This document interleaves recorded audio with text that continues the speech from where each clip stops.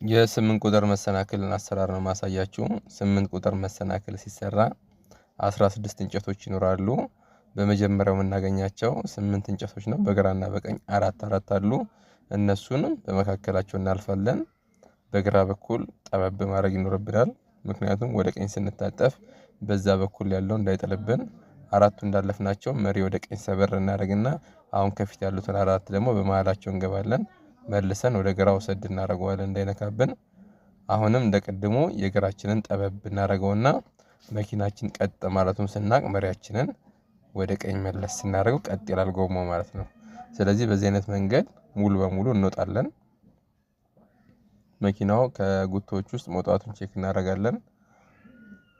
በስፖኪያችን ልክ እንደወጣ ስናይ እንቆምና የኋላ ማርሽ አድርገን መጀመሪያ በግራ በኩል ያሉት አራት እንጨቶች ይኖራሉ። የኋላ ጎማችን አራተኛው እንጨት ጋር ሲደርስ እንቆማለን። ትይዩ ሲሆኑ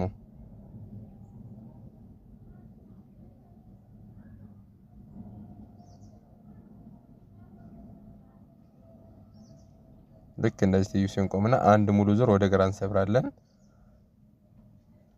ከዛውንም በግራ ስፖኪው እዛ ማዶ ላይ ያሉት አራት እንጨቶች አሉ። ሶስቱ ተደብቀው አንዷ ብቻ ስቀር እንቆማለን። በመኪናው የኋለኛው ክፍል ሶስቱ ይሸፈናሉ። ግን እየተሸፈኑ ነው። ልክ ሶስተኛው እንደተሸፈነች እንቆማለን። እንቆምና መሪያችንን ወደ ግራ አንድ የሰበርነውን ወደ ቀኝ ደግሞ መልሰን ሁለቴ እንሰብራለን።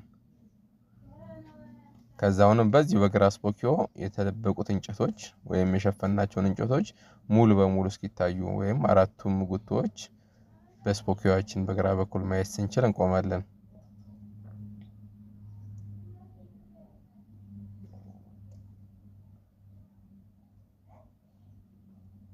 ልክ እንደዚህ አራቱም ሲመጡ አንድ ወደ ግራ እንመልስና መኪናችንን ቀጥ አድርገን ግራ ቀኝ እያየን እንወጣለን በሁለቱም በኩል።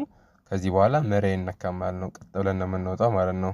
ቪዲዮ አስተማሪ ነው ብላችሁ ካሰባችሁ ሰብስክራይብ በማድረግ አንድ ጊዜ ላይክ በማድረግ ኮሜንት ላይ ሀሳብ አስተያየታችሁን አስቀምጡልኝ። በዚህ አይነት መንገድ ከሰራችሁ 8 ቁጥር መሰናክል በጣም ቀላል ነው ማለት ነው።